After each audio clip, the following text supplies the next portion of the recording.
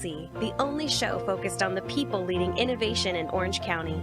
Join our host, Kerry Ransom, in his conversations with the trendsetters, entrepreneurs, investors, and leaders here, because it's time to accelerate OC.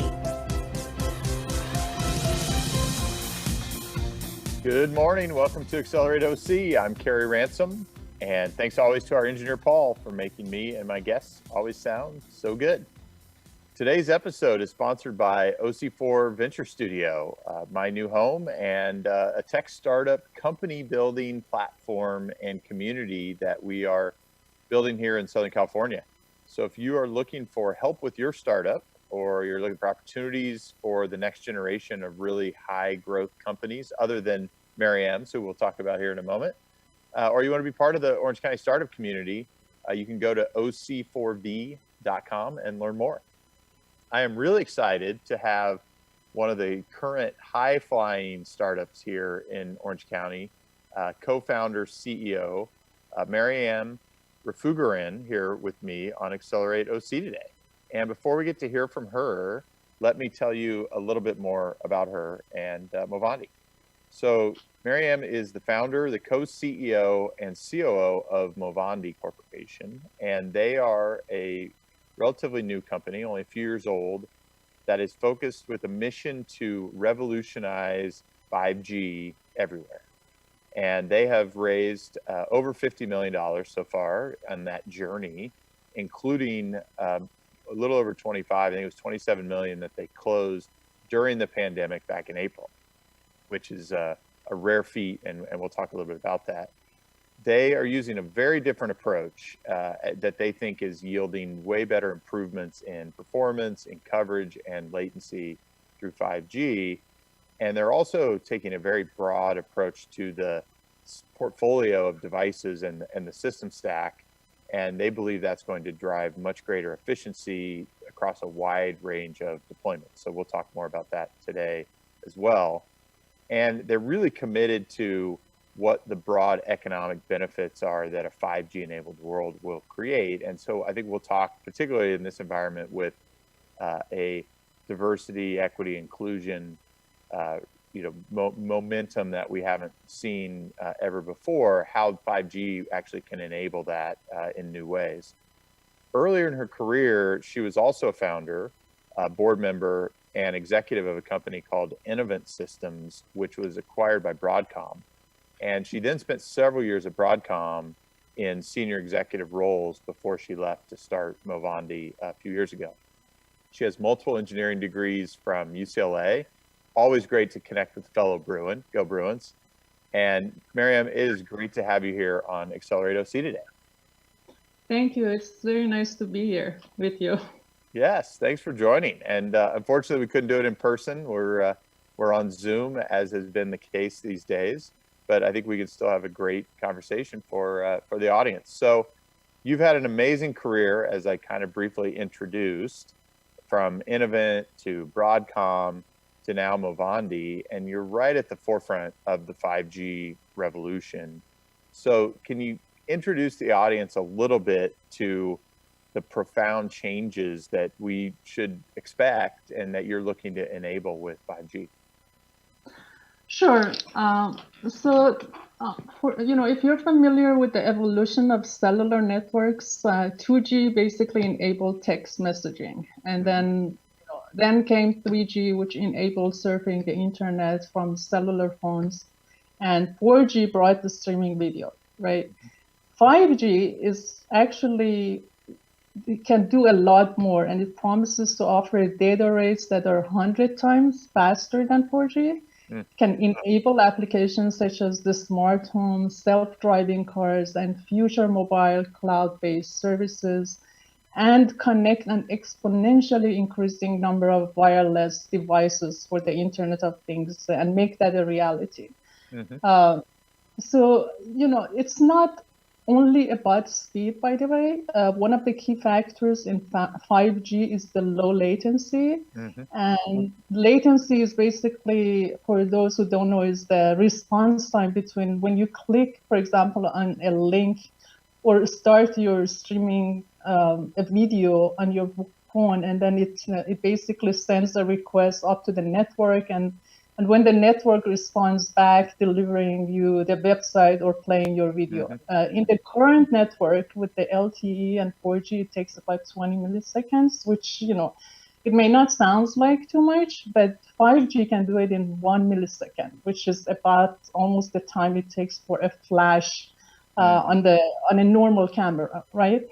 This responsiveness is critical for things like playing an intense video game, for example, in virtual reality, or for a surgeon who's in, let's say, in LA and trying to do a surgery in a different city, because, it has to be very spontaneous. It's like, you can imagine many of these applications we're talking about require instantaneous and very, very quick responses, whether it's emergency applications or like surgery or some of these video games. And it's like, at the end of the day, this 5G should and can enable things to be done without brain being involved, right? Your brain does things really, really quickly, instantly. So 5G coming to all these robotics and all these kind of devices should and could basically make these applications possible that right now you cannot even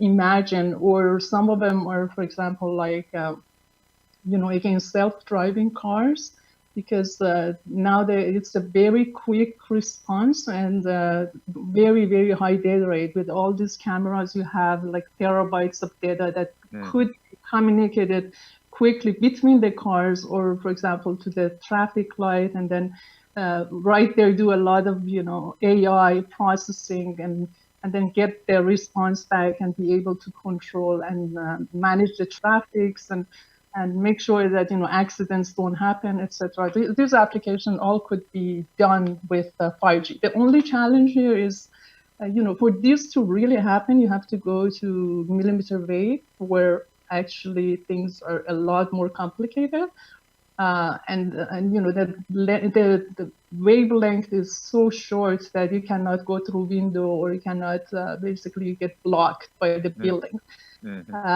And that's where MOVANDI comes into play. And what we're trying to do is basically we're trying to address some of the fundamental challenges of physics here, and trying to find ways, and that's what we've done. We actually have built systems that can enable and make sure that you do get coverage and you don't get the block. Basically, if you get blocked by a building, you can go around it and make sure you don't get limited to only 100-meter kind of range.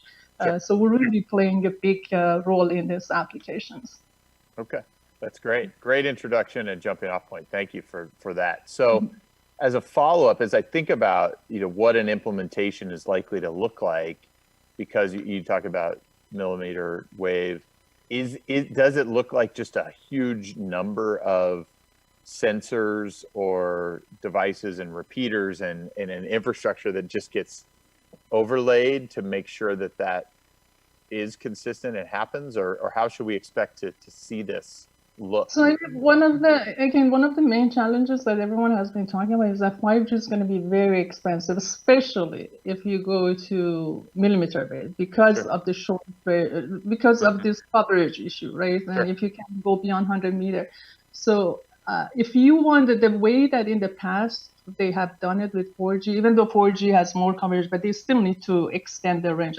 The way they've done it in the past is adding small cells, right? So you have the base station, then you have small cells, and then you also have femtocells and stuff that come to your home. But in 5G, if you want to go that route, that means that in every almost 100 meter or 200 meter, you have to have one of these small cells, which, by the way, they all require fiber backbone still. So you have to bring fiber to them. And it requires the whole kind of system, which includes the modem and the front end. And so the cost of this thing because you need a large number of this thing in one area to be able to basically support the coverage. So that's not the way to go, and that's what we have basically we've been trying to address with our active relay and repeater, where these small kind of system devices that don't even require the whole modem baseband, they don't require fiber. You can put it on a pole, and then you can connect to the base station, get the signal from base station, and make sure that you get your signal inside the building. So it amplifies it, you can redirect it. Smart, but at the same time, it doesn't have the overhead of what small cells have. So it'll be a lot cheaper. You can have many of them because they're small, they're low cost, they're light. It's easy to install them, and it won't add a huge, it reduces the capex and OPEX for the operators. So you could see, let's say, a base station, let's say 500 meter, 1 kilometer, and many of these repeaters with some small cells again, but it will basically, it will be base station repeaters, a few, maybe 1 or 2 small cells, and this is pretty much what it, and then UEs, the devices that connect them. It could be smartphones, it could be CPE inside the home. So that's how, at the end of the day, it will look like, and all this can talk to each other's with mesh networking. Okay.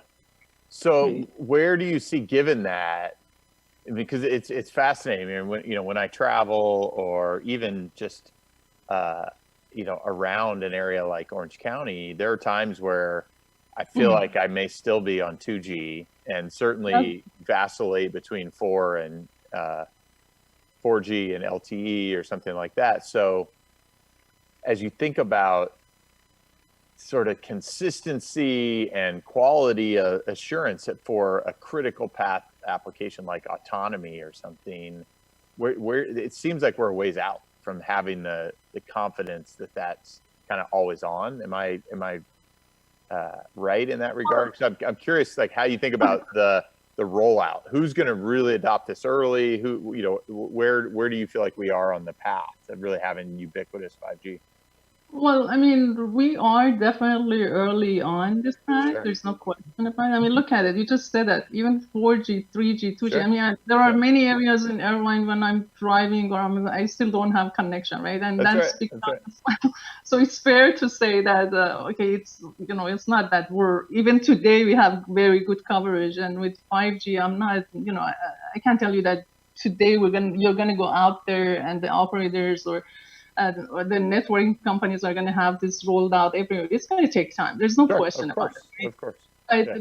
But look at it. I think the benefits that it's going to bring, if someone and companies can actually come up with innovative solutions to make sure that this gets extended, and it doesn't have to be everywhere today either. But gradually it gets rolled out. I think the very initial application right now that is actually rolling out is the fixed wireless access, where we're actually trying to replace fiber, because especially in some areas you can't even get fiber to homes.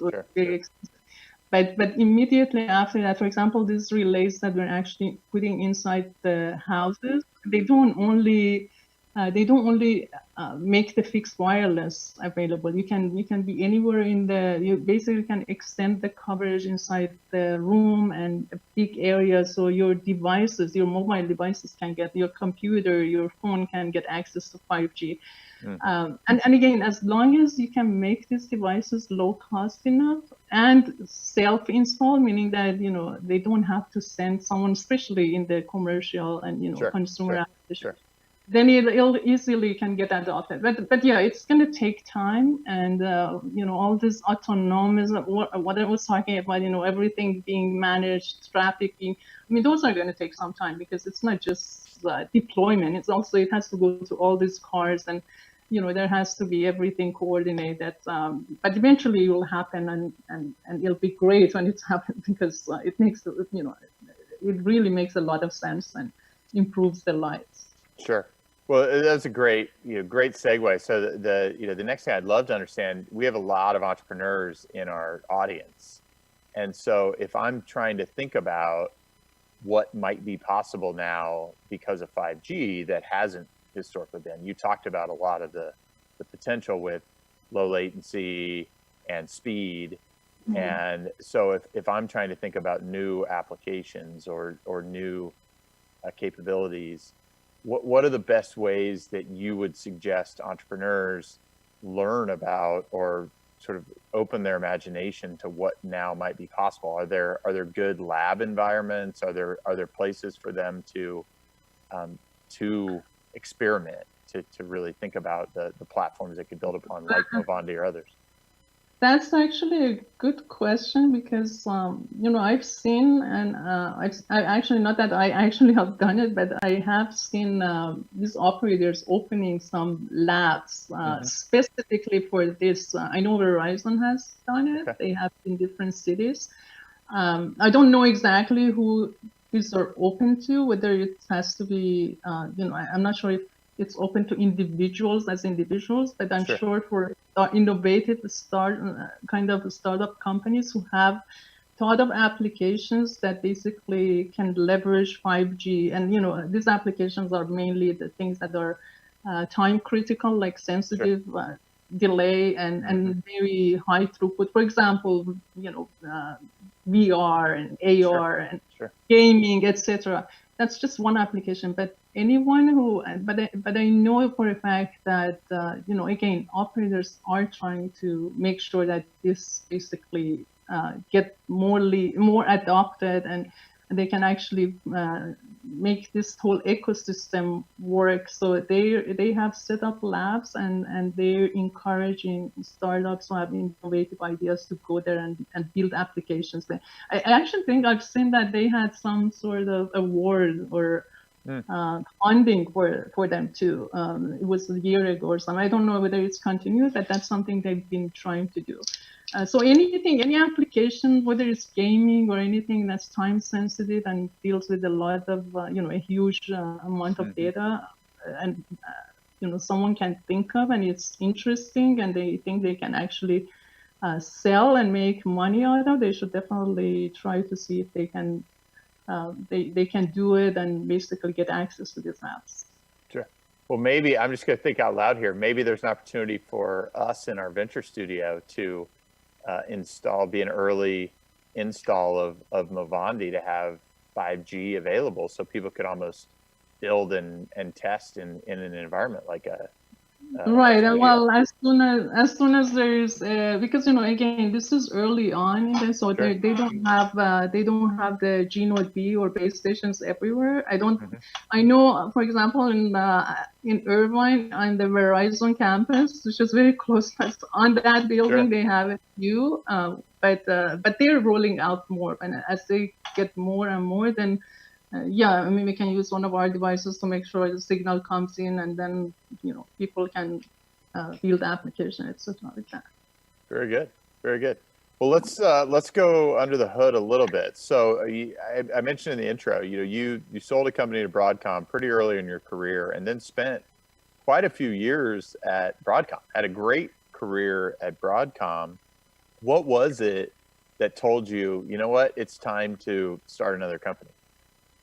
Okay, so basically wanting to do something new and exciting again, and add just a new challenge. So basically, I don't know how familiar you are with technology and stuff, but in the past, before basically we did our work at UCLA in early 90s, radios were very expensive, and they had to be built in exotic processes, and the modem was in different low-cost digital CMOS process, and no one really at that point imagined that you could actually make the radio, which is a high-performing radio, on the same low-cost substrate as digital. So we basically we proved and showed that it was difficult, but basically it was doable. So we put the radio with digital on the substrate that's low cost, and so we made it more integrated, right? Because initially all this, even if there was Wi-Fi, it was so big that no one could imagine someday it would go into your cell phone. So what we did, basically, we proved that's doable. That was very exciting, challenging. And then we took it to the next step, where we actually started our company and did the first Bluetooth, again, integrating everything together, make a tiny chip, and the Wi-Fi, and showed that, this can basically be low cost enough, low power enough, and so tiny that can go into cell phones. So we got bought by Broadcom, and in Broadcom, we continued bringing, more technologies. And at that point, we said, okay, we're done with the challenges before. Now we want to go further and make sure that, we open even more areas in the cell phone for other standard, bringing GPS and everything into it. So we started putting all this thing, bringing Wi-Fi, Bluetooth, GPS all into one chip now, putting them on one silicon. So we kept doing that, and then we went on and did the 60 gigahertz, which is being used in Telegraph mesh network by Facebook today. And then we did 4G and LTE. We did 8x8, some Wi-Fi, MIMO, etc. But at the end of the day, I think we pretty much felt like we've done enough. We enabled the connectivity. Our chips are in 95% of market share. And yeah, pretty good market share. Yeah. So, and then we felt like, okay, now we really want to make sure we can get to the gigabit reliable wireless, and none of these standards are the ones that are going to get it there. No matter how much we do more with Wi-Fi, make it 8x8. So there's limitations to that. And so we wanted to come out and basically enable the next generation of wireless and get to where we could, eventually replace it in fiber in some applications, right? And after our Vaughn acquisition, it pretty much was the time that we said, okay, we've been here for 16 years. We've enabled wireless and Broadcom, and it's time to go on and do something new that, again, it's exciting and interesting, and that's what we did. Sure. Well, thank you for sharing. So, I sort of was, illustrating. You said 16 years at Broadcom. So, what's the biggest difference starting a company this time versus when you started Innovent? I mean, the main difference is that now I'm a lot more experienced. Sure. So, when we started our first company was, even though we had worked with some startups, either as consultant or even full-time for sure. So we had some visibility. We had gained some kind of experience, but nowhere to the level that I have that today, where we actually have built a whole business going, enabling it from $0 to $3 billion revenue per year, and shipping billions of devices. There's a big difference between when you just develop a technology, or you actually have developed it and then you have to ship it and make sure that it works and it's reliable. And so that whole process, in addition to the fact that, so it's the operational experience that I've gained, as well as also interacting with customers, the connections that I had built, and at the end of the day, the whole credibility that we have built. So it's very different, but at the same time, I've learned a lot of stuff, as for a startup kind of point of view, because at Broadcom, we also looked at the startups that we were acquiring or doing due diligence to acquire. I've seen many different kind of, I basically have gone from startup to big company, and then looking at startups from the other side of the table, and there are a few things that I think I've learned. I think one of the important things is basically if you're starting a company, you have to basically know what you're building, and you need to make sure you've done enough before starting it. You've done enough kind of research to make sure that what you're bringing to the table is not just a Me Too kind of product. It actually it offers differentiation. It's enabling and something unique to the picture, and you don't want to get into building something that later you realize, okay, there are so many other companies who are doing the same thing. Right? So you spend your time, do your research, find out what you're doing, and then you plan. Basically, once you actually have, you know what you're doing, and that's the right thing to do, then you plan, meaning that you have a roadmap that includes, you have to know how much money it's required, how long you think it's going to take to get to revenue. You need to be able to basically, you're hiring, again, you always go, in many cases, just go try to hire the best and smartest people. But at the same time, that's not the only thing, right? I mean, these people have to be able to work together. It's very important if they're team players or not. So you really have to make sure you're hiring the right people, and then who your investors are, and your investors have to be the ones that are, no matter what, so there are going to be ups and downs, and they're going to be, they have to share your vision, and they have to be looking at it longer term and stay with you, instead of just, I'm in it to make quick money and get out of it. Sure. Very, so, very, very instructive. That was great advice for other founders. I thank you for sort of reflecting and sharing there. I think that's incredibly powerful. So you started MOVANDI. I think a lot of folks don't know this. You started MOVANDI with your brother Reza, and you also started your first company together, and then worked together at Broadcom. So I grew up in a family business, multi-generational family business. Please, share your experience of working with your family for such a significant part of your career. I mean, it's, again, one of the important things also when you have a company is having the right partner. And I think, the fact that, since I came to the US, I was only, 17 years old, right? My brother was here 5 years before me, and he's older, so he had gone through the university. So I came here, and he took me to and again, I loved math and physics, but I was not necessarily, I didn't know exactly whether I was going to go engineering, or because back in my country, it's not like you get too much exposure to any of this, right? I came here, he took me to the engineering lab at UCLA, where he was doing basically his PhD and research thing. And when I went there, I basically got interested. I realized that, whatever I like about math and physics, these are the application of it. And I got really interested in that field. And then I studied it at UCLA. I was doing research there. We actually worked together on that research that I just mentioned, the radio, where, he basically led the whole full transceiver, and I was working on part of it too.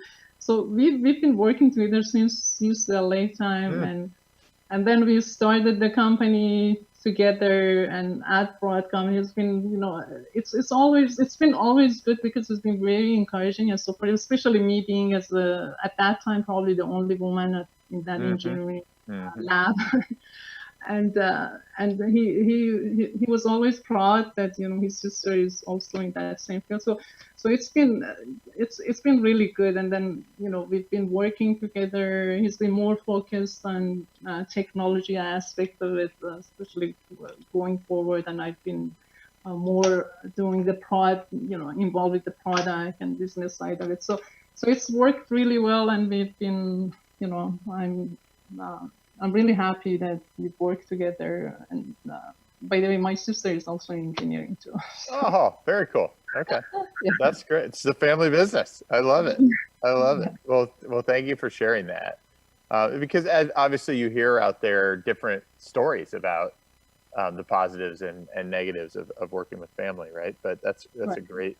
A great story. So thank you for sharing. So Maryam, we were talking a little bit about this off the air. I started this show really to highlight the incredible entrepreneurs and innovators and even opportunities here in the area.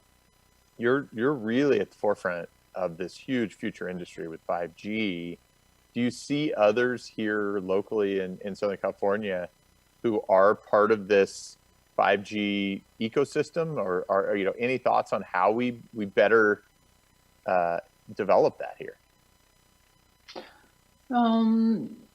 So as far as the startups go, I'm not too familiar with too many startups in general, especially in what we're doing that involves hardware as well as system, etc. So I'm not sure how many, or if there are many in Orange County, but generally speaking, I think Orange County and further even California, they have the best wireless engineers in the world. And, I have had the opportunity to work with many of them in Orange County and globally, especially when I was at Broadcom. And, it's kind of, Orange County could be an epicenter, especially early on Broadcom Sure. was making a big impact in the industry, and I think when it comes to 5G again, I think companies like Broadcom, I think they're basically doing some ASIC. There was in the news the ASIC development on the modem side on the baseband side for Nokia base stations, and where Verizon has actually a campus here, which it has been helping us in a way because they do have the G-Node B, and we go there, do a lot of our testing of our devices with their G-Node Bs on their campus. Which has been really helpful. Otherwise, we basically had to go all the way to Texas or New Jersey all the times because it requires a lot. So I think if companies do want to do 5G and they want to even do applications of it, there should be ways that basically they can find access because again there is Verizon there, and I'm sure there could be ways that they can get their company basically doing the work. That's great. Thank you. So, how do you feel about Orange County? You mentioned, you're not aware of that many other startups. How do you feel like Orange County has been as a technology and startup community? Do you feel like the connectivity is there, or anything? You have a great emerging startup here. What would you love to see us as a community doing more proactively to try to help you? My view is we should be helping you and MOVANDI be as successful as possible, and that will be a positive for the entire area. Right. Again, it's not just about MOVANDI, right? It's about the culture. That's and right. What we want to do Orange County. I mean, if we can cultivate that so that we do get more, again, I think there are a lot of talents and a lot of people who actually are innovative and can start companies. And so I think, part of it is you always feel like, okay, and that's the general feeling. I have to be like in the Silicon Valley because I have a lot more access to both investors as well as companies. And but I think Orange County now has improved in that term. I think actually there have been things that have encouraged that both, in terms of in the universities, out of universities, I see, for example, Irvine University trying to encourage more students to become kind of entrepreneur. They also have these incubators. I know when I was at Broadcom Foundation was there and still there, which is basically Henry Samuel's foundation, that they have been trying to encourage, whether it's from UCLA, from all the way from early on, trying to encourage students to be more innovative. I definitely think there is more that can be done. And if there are things we can do to basically encourage people not to be scared, and they feel like they can get the support, whether it's from other networks, from people who've gone through it before, or whether it's from the banks, and somehow bringing that culture of Silicon Valley more in here. It's interesting because I can tell you, you always wonder why there are so many companies coming out of Stanford, right? Sure. And when I went there a few years ago, and I go to this Starbucks sitting, which it's not exactly on the campus, it's in the area, but I go to that Starbucks, and then I was planning to meet someone, right? And then I look around every single table there. There's a student or a young person, or not even young. I mean, almost every one of them, somebody was either pitching their ideas to someone or talking about how do we start our company. And it's just the culture really makes a difference, right? That's right. And I think, if I know there are many people who have been entrepreneurs in the past in this area, and if they feel like they can do more and they should do more, and I think that would be great. I think Orange County has a lot of potential and a lot of talents. Yeah, for sure. I've been here a little over 15 years, and since I got here, I've said we have everything we need here. It Right. is largely culture, and just as an example, we need young entrepreneurs to be exposed to you, to learn from you, because you now doing Movandi, as you said earlier, have way more perspective and experience than you did when you did your first startup, and that's useful. A lot of what we do within our venture studio is share. I've had 10 startups. That's a lot of battle scars and a lot of experiences that I want to share and hopefully help people not make all the same mistakes, or spend too much time on some of the decisions that don't require as much time or effort, and that should make them more successful. And so, Right, and and the other thing is that making and realize making mistake is okay as long as that's you right. can actually, because a lot of people are scared to even go through it because they think they're going to make mistake and they're going to fail. But that's right. part of the process, right? That's right. That's right. For sure. For sure. So, what is it about Orange County that you most appreciate?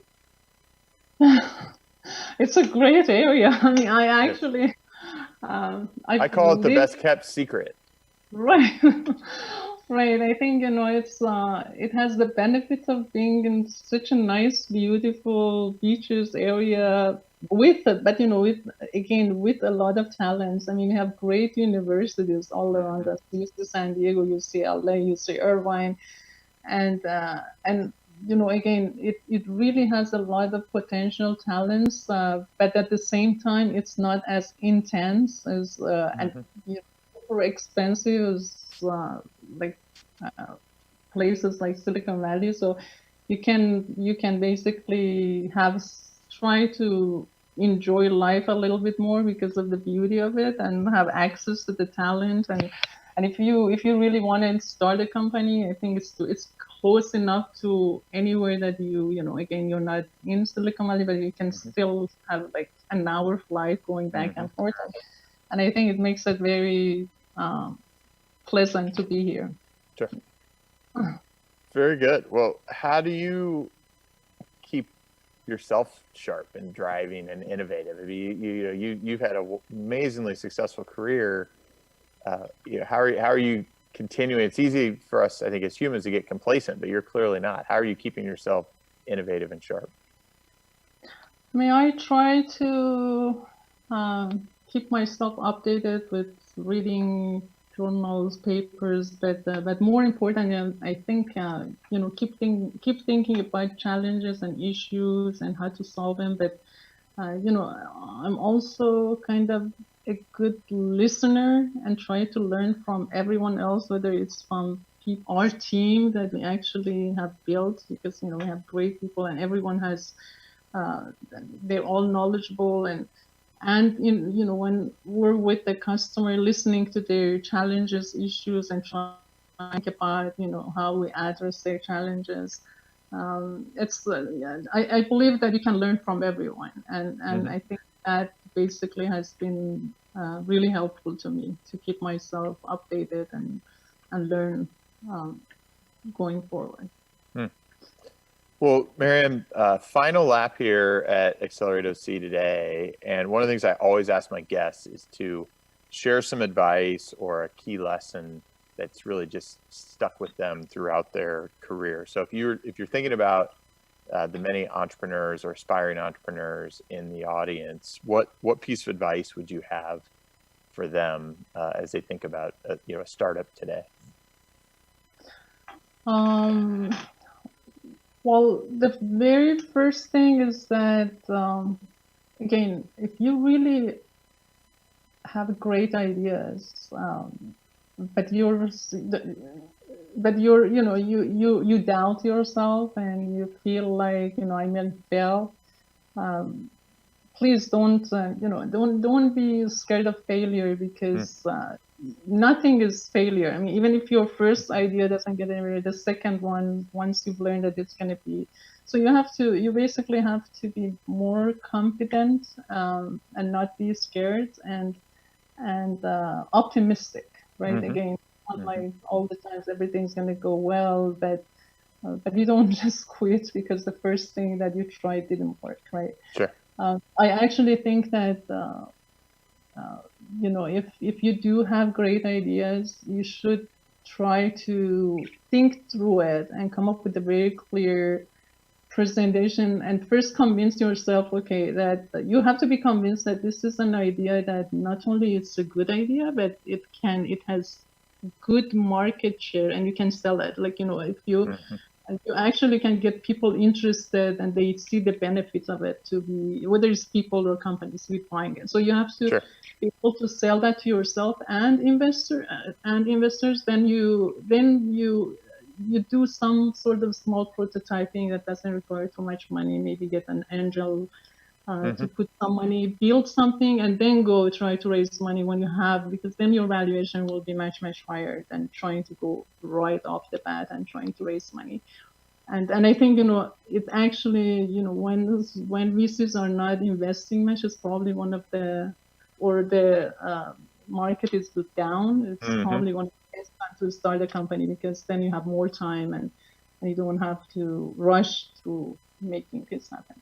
Sure. Yeah, great advice. I mean, so much great wisdom and advice and perspective here today. Thank you so much. And Maryam, thank you so much for joining me on Accelerate OC, for sharing all that, your stories, your perspective, your wisdom, amazing.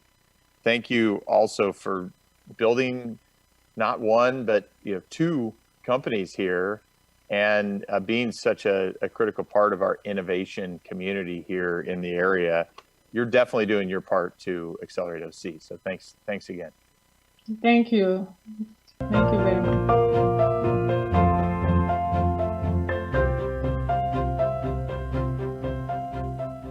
You've just listened to Accelerate OC. Join our live recordings every Tuesday morning at accelerateoc.com, or listen, like, and share anytime from your favorite podcast spot. Let's accelerate OC together.